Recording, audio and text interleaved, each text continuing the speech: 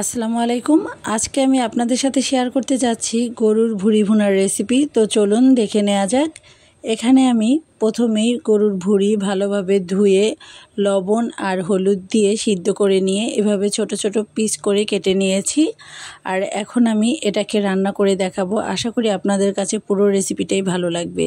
তো প্রথমেই চুলায় একটা প্যান দিয়ে দিলাম আর এর মধ্যে দিয়ে দিলাম হাফ কাপ পরিমাণের রান্নার তেল, দিয়ে দিলাম 3টা দারচিনি আর 5-6টা এলাচ, 3 টুকরো তেজপাতা, দিয়ে দিলাম কয়েকটা লং। তো এখন আমি এগুলো একটু ভেজে নেব 1 থেকে 2 মিনিটের মতো।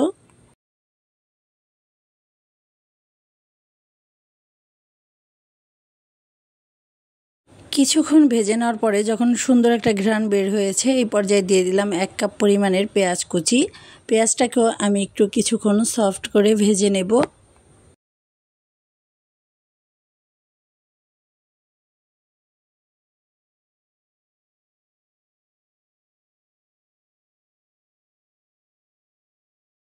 পেঁয়াজটা যখন ভাজা হয়ে গেছে, এবার আমি এর মধ্যে দিয়ে দিচ্ছি বাটা মশলা। এখানে আমি 2 টেবিল চামচ পরিমাণের আদা বাটা দিয়ে দিলাম আর দিয়ে দিচ্ছি 1 টেবিল চামচ পরিমাণের রসুন বাটা।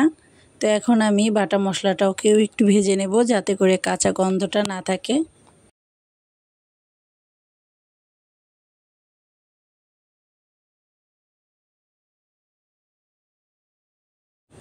এখন এর মধ্যে দিয়ে দিচ্ছি সামান্য পরিমাণের পানি, যেহেতু এখন আমি গুঁড়া মশলা দেব। তো এখানে আমি হলুদ, মরিচ, ধনিয়া, জিরা আর গোলমরিচ লবণের নিয়েছি। তো এখানে 1 টেবিল চামচ করে আমি গুঁড়া মশলা নিয়েছি আর গোলমরিচ নিয়েছি হাফ টেবিল চামচ পরিমাণের। তো আমি একটু ঝাল ঝাল করেই এই ভুঁড়ি ভুনাটা করব। তো আপনারা চাইলে ঝালের পরিমাণটা কমিয়ে দিতে পারেন।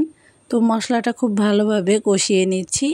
যে কোনো খাবারের টেস্ট বাড়ে মশলা কষানোর উপরে। তো অবশ্যই একটু সময় নিয়ে মশলাটা কষিয়ে নিতে হয়।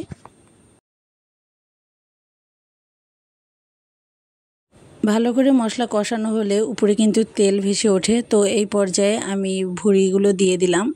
আর যখন মশলাটা কষানো হবে তখন কিন্তু আপনারা এরকম তেল দেখবেন উপরে উঠে এসেছে। তো এই পর্যায়ে দিয়ে দিতে হবে।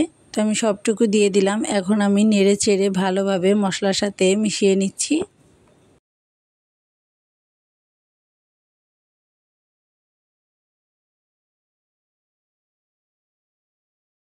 ঢাকনা দিয়ে এটাকে জাল করে নিচ্ছি চুলার আঁচটা মিডিয়ামে রেখে। কিছুক্ষণ জাল করার পরে এখন আমি একটু নেড়ে চেড়ে দিচ্ছি। আর এই ভুঁড়ি থেকে কিন্তু কিছুটা পানি বের হইতেছে। তো আমি একটু সব সাইড দিয়ে নেড়ে চেড়ে দিচ্ছি।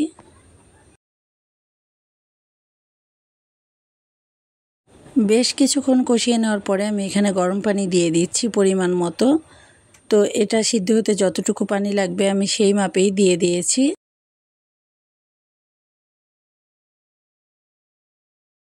এবার আমি ঢাকনা দিয়ে রান্না করে নিচ্ছি আর মাঝে কিন্তু আমি ঢাকনাটা তুলে কয়েকবার নাড়াচাড়া করে দেব। তো আমি ঢাকনাটা তুলে একটু নাড়াচাড়া করে দিচ্ছি। আবারও ঢাকনাটা দিয়ে দিচ্ছি, পানিটা কমে আসা পর্যন্ত অপেক্ষা করব।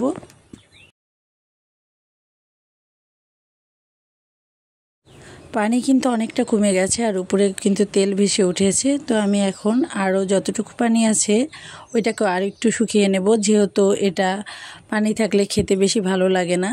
তো পানিটা অনেকটাই কমে গেছে। এই পর্যায়ে দিয়ে দিলাম গরম মশলার গুঁড়া। তো এই পর্যায়ে দিলে কিন্তু খুব সুন্দর একটা ঘ্রাণ আসে।